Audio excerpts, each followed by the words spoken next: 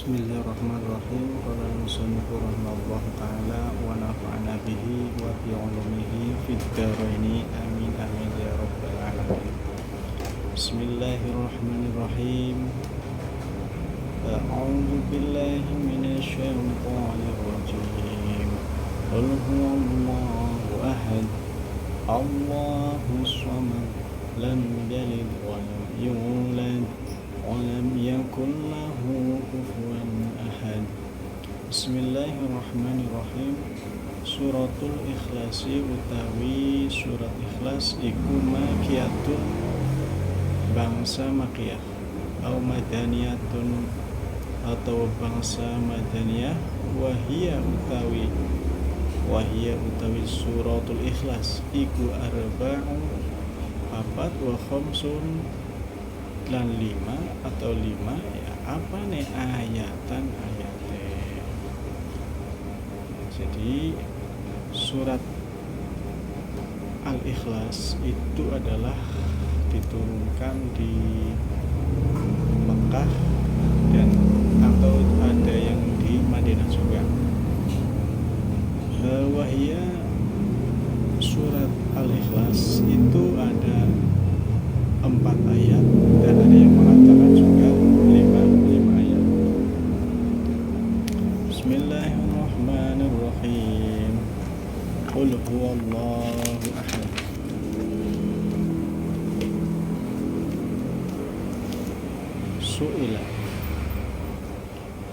Su'ila dan takoni sapa Kanjeng Nabi Muhammad sallallahu alaihi wasallam. Niki ayate su'ila dan takoni sapa Kanjeng Nabi Muhammad sallallahu alaihi wasallam an rabbihi saking pangerane Nabi Muhammad sallallahu alaihi wasallam. Fanazala mongko temurun apa ayat qul huwallahu ahad. Qul ucapan sira ucapkanlah olehmu huwa ya utawi Allah utawi Rabb iku Allahu Allah ahadun ya kang zat kang suci zat kang esa. Kul katakanlah huwa dia adalah Rabb adalah Allah yang maha esa. Wallahu khabarun. Nah ini i'rabnya itu adalah Allah itu kedudukannya sebagai mubtada khabar. Wa ahadun iku badalun. Ya, ahadun itu adalah huwa ya ahad. Wa ahadun utawi lafaz ahad iku badalun dari badal minhu saking Allah. Au khobar sanin atau menjadi khobar yang kedua. Jadi lafaz Allah Subhanahu wa taala itu adalah khobar dari lafaz huwa. Sedangkan lafaz ahadun adalah badal dari lafaz Allah. Atau khobar kedua dari lafaz huwa. Di sini penamaan surat Al-Ikhlas. Surat Al-Ikhlas itu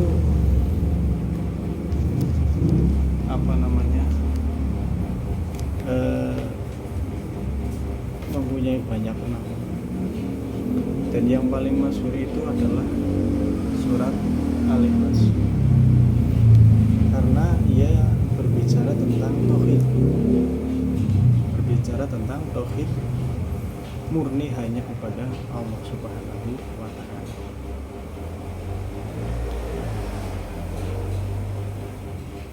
Kemudian mensucikan dari segala kekurangan dan membebaskannya dari segala kesyirikan atau dari neraka. Surat ini juga dinamakan dengan surat At-Tafrid, At-Tajrid, At-Tauhid, An-Najah atau Al-Wilayah, karena orang yang membacanya akan termasuk para wali Allah.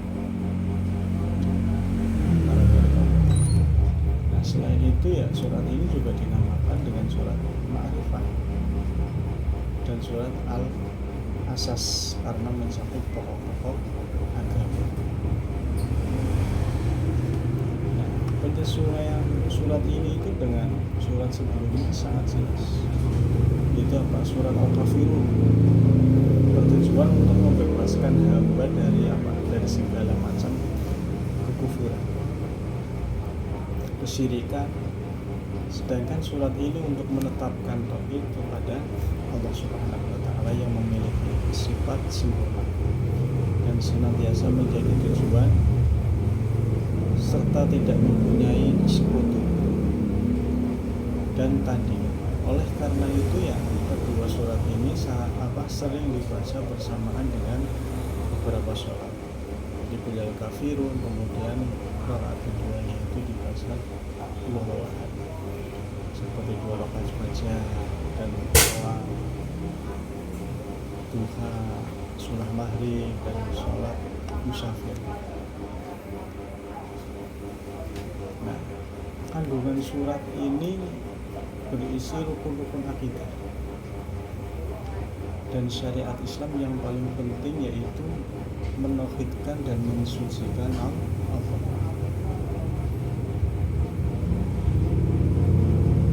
serta menyifati Allah dengan sifat-sifat sempurna dan menafikan sekutu bagi Allah.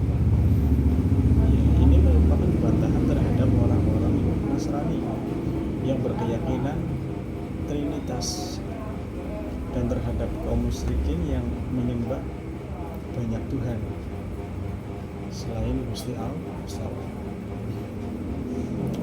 Nah, keutamaannya apa? Ya, ada banyak hadis yang menjelaskan keutamaannya. Pahala membaca ini yaitu sepertiga Al-Quran atau seluruh isi Al-Quran. Kandungannya adalah penjelasan keterangan global dalam surat Al-Ikhlas ini.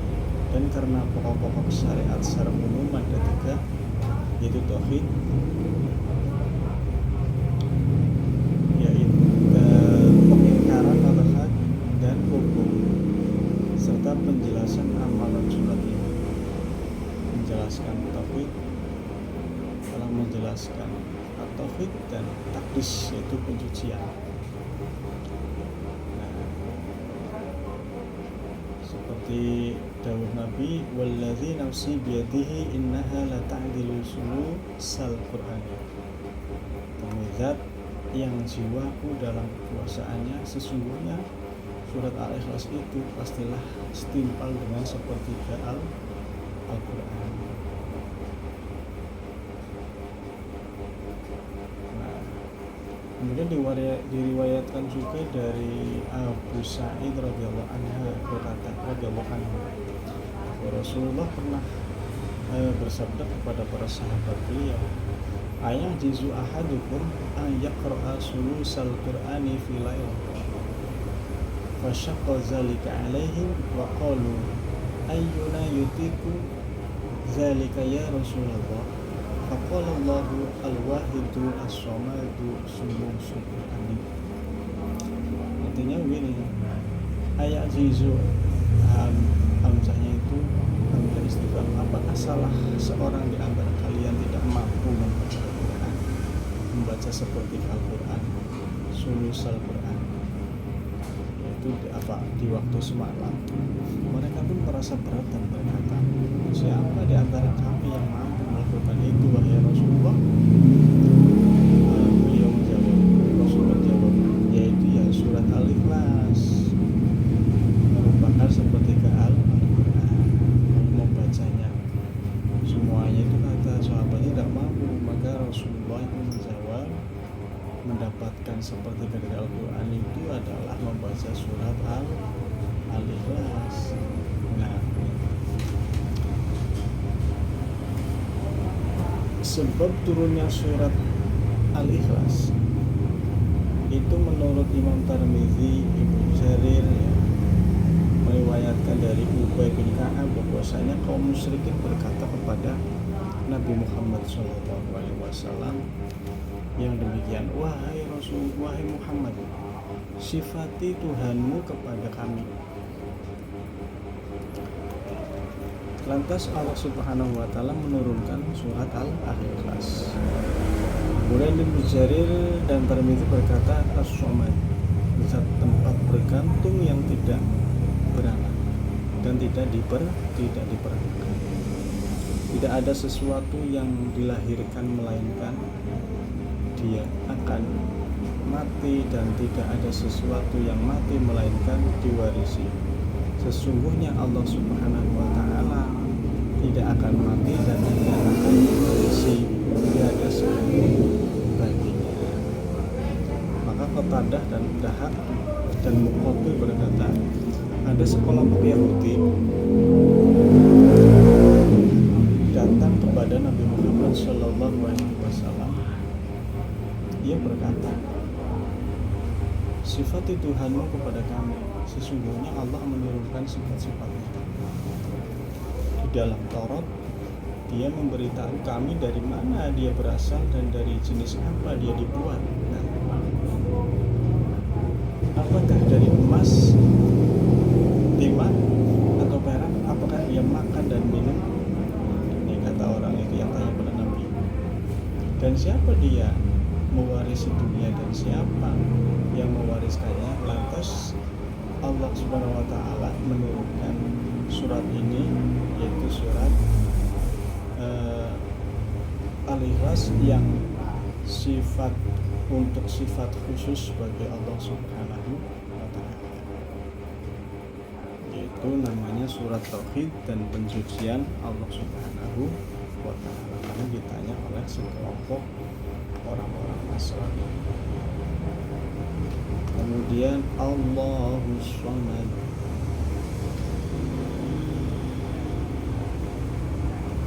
Allahu utawi Gusti Allah. Allahu utawi Gusti Allah iku as-samadu, zat kang den butuhi oleh makhluk. Lafaz Allahu iku mubtada, dadi mubtada. Ini i'rabnya ya. Wa khabarun lan khabar ay al maksudi tegese kang den sejo fil hawaiji ing dalem pira-pira hajat, ala dawami ing atase langgeng. Allahu Samad, Allah adalah Tuhan yang bergantung kepadanya segala sesuatu. Dan tafsirannya itu adalah lafaz ayat ini itu terdiri dari mubtada dan khabar Allahu Samad, yang artinya dia adalah Tuhan. Al-maksud berarti alat-dawam, dia adalah Tuhan, Allah itu adalah Tuhan yang bergantung kepadanya segala sesuatu untuk selama-lamanya.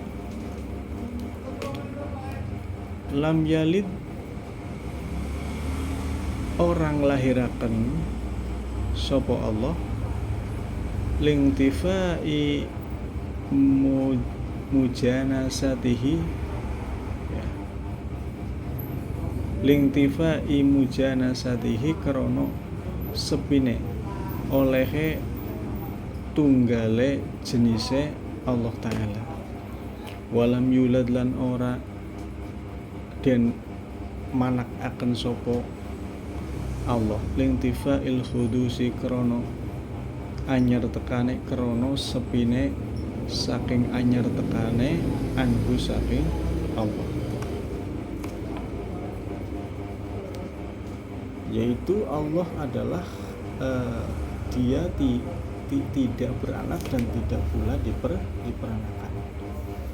Karena lingtifai mujanasatihi, karena tiada yang menyamainya dan tiada pula Allah itu tidak diperanakan. Karena mustahil hal ini terjadi baginya, bagi Allah Subhanahu wa taala. Kemudian walam yakulan ora ana sapa Allah, walam yakulan ora ana sapa walam yakulan ora ana lahu maring Allah iku kufuwan madani sopo ahadun salah sijine ai mukafian tegese kang madani ai madani wa mumasilan tegese madani falahu mangutawid lahu iku muta'alikun ta'aluk bi kufuwan kelawan lafadz kufuwan wa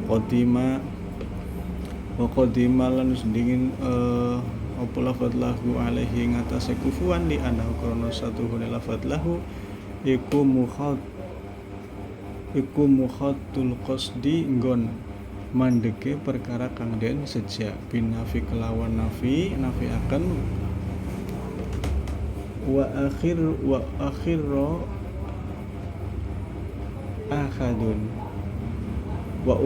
ahadun lan den akhiraken lafadz ahadun wa huwa tawi lafadz ahad iku ismu yakunu iku ismun iku isime lafadz kana yakunu an khobariha saking khobare yakun riayatan krana ngreksa lil fasilati krana akhire ayat.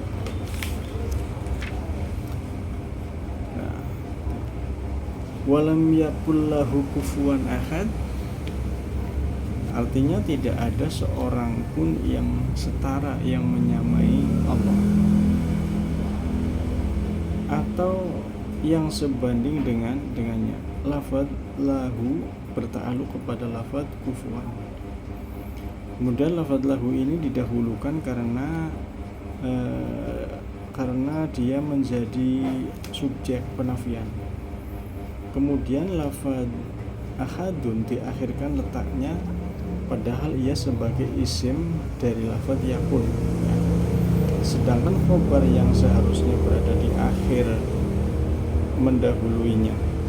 Demikian itu karena demi menjaga fasilah atau kesamaan bunyi pada akhir ayat. Jadi sangat balaghah sekali. Nah ini sangat balaghahnya adalah qul huwa. Nama Allah Subhanahu wa taala yang mulia disebut dengan dhamir sya'an. Tujuan untuk ta'zim dan ijlal atau pengagungan. Allahus Somad, kedua kata tersebut berbentuk ma'rifat. Ya, berfaedah untuk taksis. Kan kalau dalam ilmu nahwu itu kan yang lebih yang lebih pantas itu kan khobar adalah isim nakirah. Yang idealnya itu adalah isim nakirah. Tapi di sini adalah isim ma'rifat. Karena apa tadi? Karena berfaedah untuk taksis, pengkhususan. Kemudian balagha lafadz lam yalid wa lam yulad, dalam kalimat tersebut terdapat jinas nakis karena perubahan harokat dan sebagian huruf. Kemudian qul huwallahu ahad, kalimat tersebut menyesuaikan penafian sekutu dan anak, dan firman walam yakul lahu kufuwan ahad adalah merupakan taksis khusus setelah takmim atau umum untuk menambahkan penjelasan dan penegasan terhadap apa yang disebut dengan tajrid, yaitu dan tafrid, ya, pengesaan kata-kata. Lafadz ahadun walam yalid ahadun walam yulad as-somad. Ahadun adalah sajak murasya. Kemudian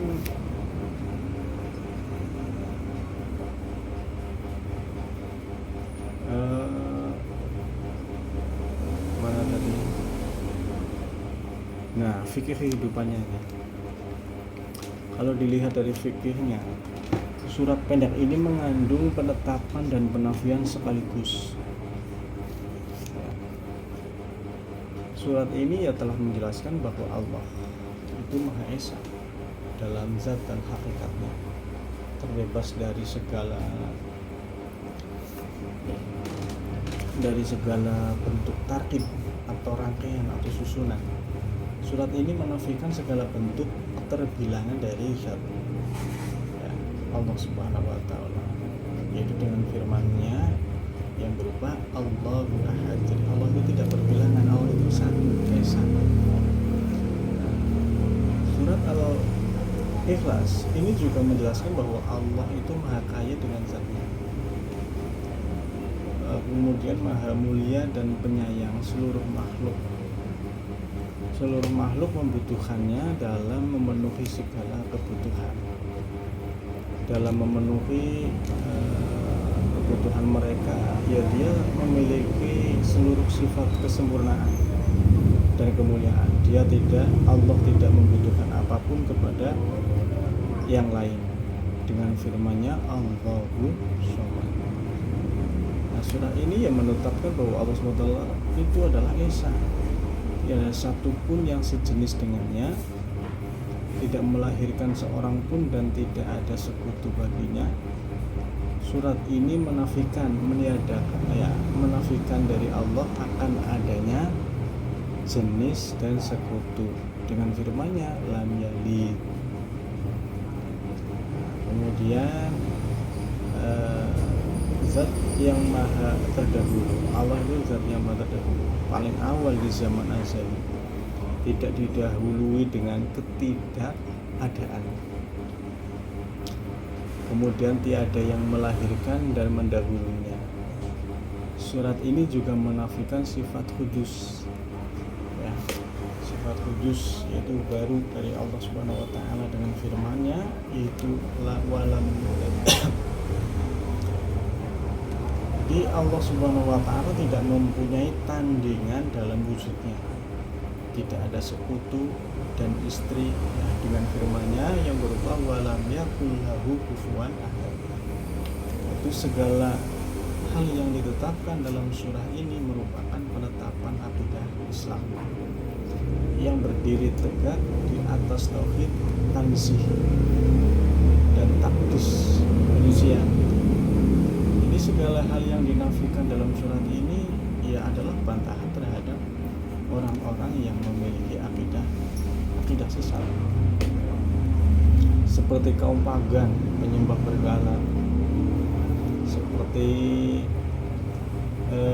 yang mengatakan bahwa ada dua Tuhan di alam ini, kata mereka, yaitu Tuhan cahaya dan Tuhan kegelapan, kata itu penyembah berhala atau kaum pagan. Kaum Nasrani mengatakan adanya trinitas. Kaum Sya'ibah yang menyembah tata surya, matahari, bintang-bintang, ya. Kaum Yahudi yang mengatakan bahwa Uzair adalah anak Allah, dan kaum musyrikin yang mengatakan bahwa para malaikat adalah putri-putri Allah. Semua dibantah oleh surat ini, oleh surat Al-Baqarah. Firman Allah Ahad merupakan bantahan terhadap keyakinan kaum pagan. Kemudian firman Allah Shomad membantah keyakinan orang-orang yang menetapkan penciptaan selain Allah. Jika ada pencipta selain Allah, pastilah ia berhak untuk jadi tempat bergantung untuk memenuhi segala kebutuhannya. Kemudian firman Allah yang berupa lam yalid walam yulad itu bantahan terhadap kaum Yahudi atas keyakinan mereka terhadap Uzair, dan kaum Nasrani atas keyakinan mereka terhadap Isa Al-Masih, serta kaum musyrikin atas keyakinan mereka bahwa para malaikat itu adalah putri-putri Allah. Kemudian firman walam yakul lahu kufuwan ahad ini merupakan bantahan terhadap kaum musyrikin yang menjadikan berhala-berhala sebagai tandingan dan sekutu bagi Allah. Jadi para ulama berkata surat ini dalam hak Allah seperti surat Al-Kautsar, itu dalam hak Rasulullah SAW, ya. Akan tetapi celaan dalam hak Rasulullah SAW disebabkan mereka berkata bahwa beliau terputus, tidak punya anak, ya. Dalam surat ini mengulangi para ulama bersepakat berkata, surat ini dalam hak Allah Subhanahu wa taala seperti surat Al-Kautsar dalam hak Rasulullah Shallallahu alaihi wasallam. Akan tetapi celaan dalam hak Rasulullah itu disebabkan mereka berkata bahwa beliau terputus, tidak punya anak, ya. Anak-anaknya itu meninggal semua yang cowok-cowok. Kata orang Arab, kalau orang punya anak laki-laki itu terputus, tidak akan ada keturunannya yang mewariskan titipan. Kemudian celaan mereka disebabkan mereka menetapkan anak bagi Allah, tidak mempunyai anak, ya. Tidak mempunyai anak dalam konteks manusia merupakan aib, dan adanya anak dalam konteks Allah itu merupakan aib juga. Oleh karena itu Allah Subhanahu wa taala berfirman dalam suratnya, yaitu suratul Al-Wahhad, yaitu untuk membela hak Allah.